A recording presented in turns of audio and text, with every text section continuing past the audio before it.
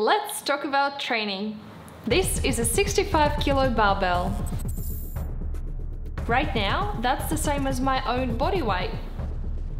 Over the course of a 19-week preparation for a bodybuilding competition, I'll lift the equivalent of this weight a total vertical distance of nearly 4,800 meters. That's the same amount of work as would be required to carry this barbell up 15 Eiffel Towers, or same as carrying an African elephant up a 15-story building. At the same time, I'll be walking a total of 1.3 million steps, which is around 1,000 kilometers, further than taking the scenic route from the north to south of France. But these numbers alone oversimplify what is actually a very structured training program designed to get me from looking like this to looking like this. It's no surprise that training is one of 3 critical components in preparation for a bodybuilding competition, the others being nutrition and recovery. This video is part 2 in my series about preparing for my bodybuilding competition. Today, I'll talk about how both strength training and cardio play a role in my comp preparation. I'll talk about what exercises I rely on to both build muscle and to lose fat, and how the focus of this training shifts day to day, week after week throughout the 19-week preparation. If you're watching this, perhaps you're thinking about making a change to your own body. If so, that's amazing and super exciting for you. Hopefully today gives you some insight into what you can do to start you on that journey. Before we get too much further, let's address a different elephant in the room. That age-old debate about which type of exercise is better, strength training or cardio. The short answer is, both are important. And for your health, any activity is better than none. During the entire preparation, I'll go to the gym every day, with a focus on doing either weights or cardio, or both. Let's look a bit more at the strength training side of my program. For almost the entire preparation, I do strength workouts 5 times a week. On average, each workout is about 1 hour, 15 minutes long. Most bodybuilding programs include 2 types of exercises: compound exercises and isolation exercises. Compound exercises involve more than one muscle group and include deadlifts, squats, pull-ups, push-ups, and bench presses. Isolation exercises work one specific muscle group in isolation and include bicep curls, triceps extensions, and leg extensions. Compounds are the king of each workout. Whether you're preparing for a bodybuilding competition or not, focus on compound exercises. Compound exercises are functional movements, meaning they will contribute to safety of movement in your day-to-day life. They're essential for building strength and stamina, and by recruiting more muscles, they burn more calories compared to isolation exercises. If you want to sculpt your body further,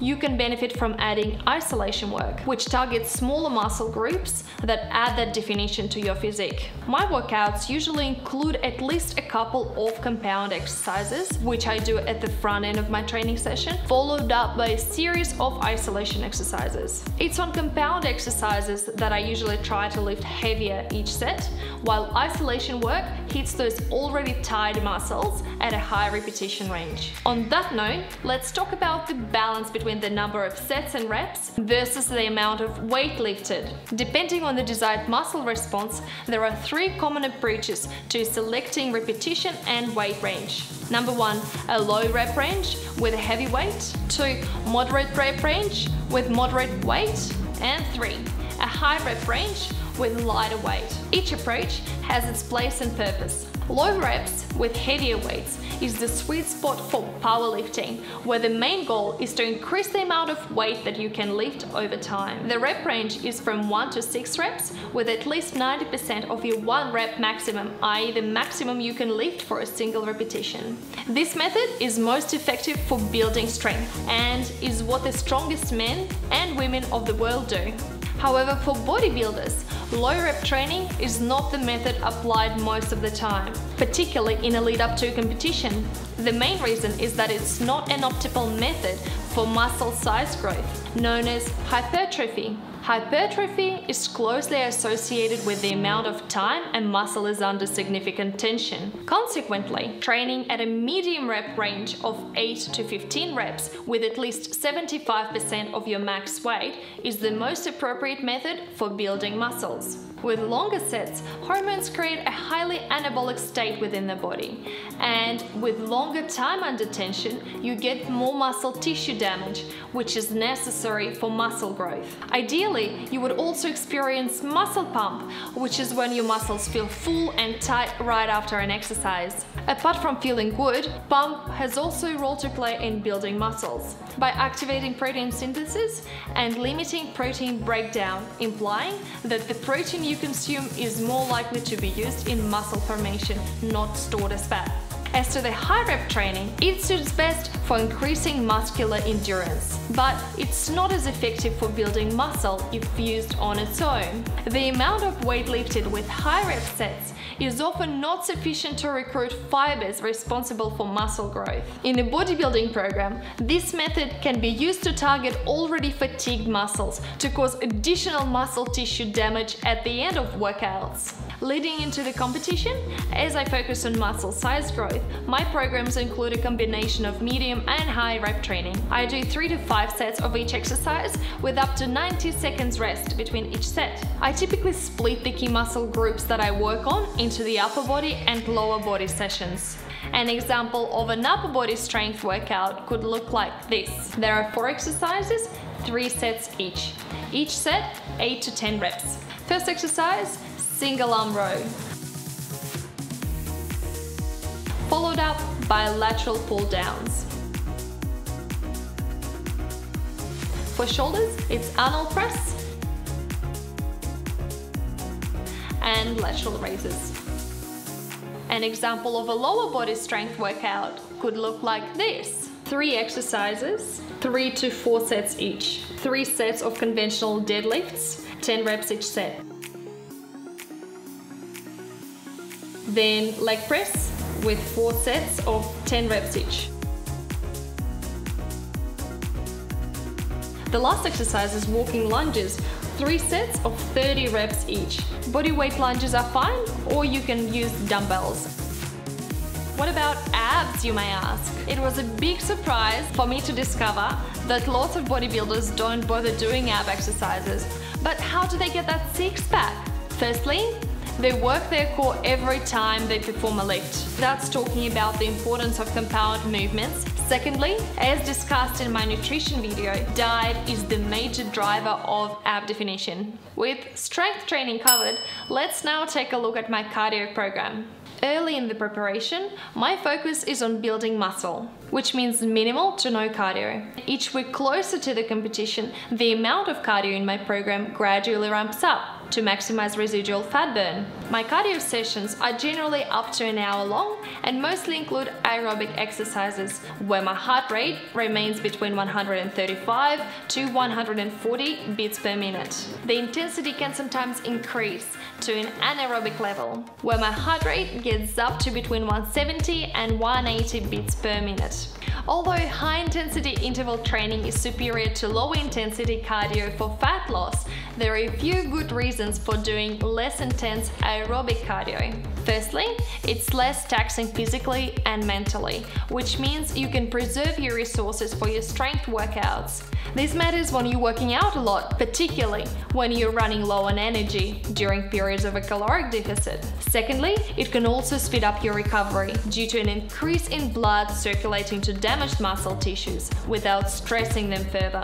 Thirdly, it burns calories while allowing you to preserve muscle mass. High-intensity cardio workouts coupled with a low-calorie diet mean there is a risk that you will start burning muscle for energy. And if you're like me, that's definitely something that you want to avoid. Beyond my structured cardio sessions, daily incidental cardio activity is also a big part of my preparation. I try to target between 8 to 10,000 steps daily in addition to my training. There is no magic behind these numbers, rather this is to ensure consistent energy expansion throughout the day outside the gym. However, research does show that doing at least 5,000 steps a day is beneficial for metabolizing fat, reduces risk of developing a cardiovascular disease and diabetes.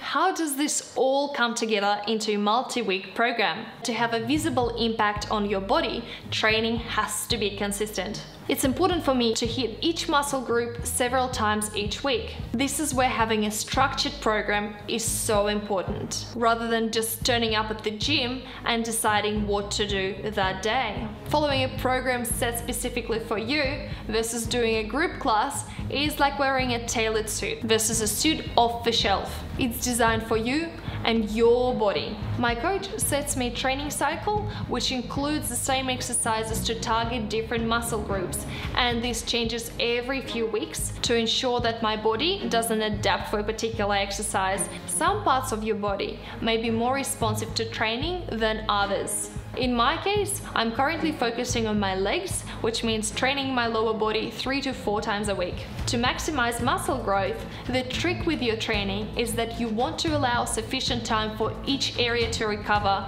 before you hit it again, usually a couple of days. Say you may train hamstrings on Monday, then train upper body on Tuesday, have a rest day on Wednesday, and then you can do your hamstrings again on Thursday. You may say that the program I've described sounds like it would be too much for you, but remember that I'm talking about preparing for a bodybuilding competition, which is 3 times the work required to achieving a healthy, strong and toned body. All that said, does it mean that weight training is the most important part of my preparation? Yes. Weight training is the core part of bodybuilding. However, both weights and cardio are important, and both can help you to achieve whatever fitness goals that you're setting your sights on. They complement each other, and compliments are a good thing, you wonderful person you. If you're thinking about whether or not something like I've spoken about can work for you, give it a go, just for 2 weeks. 2 weeks is all it takes to start seeing real results and real changes in your body. I believe in you. Get after it. Thanks so much for watching, guys. If you like this video, click like, click subscribe to receive notifications of any new videos that I publish. Be sure to check out my other videos in this series as I prepare for my competition in a few months. Let's look a bit more at the strength training side. Okay, just go again. Let's look a bit more at the strength training. Let's look a bit more at the strength training side. At strength training.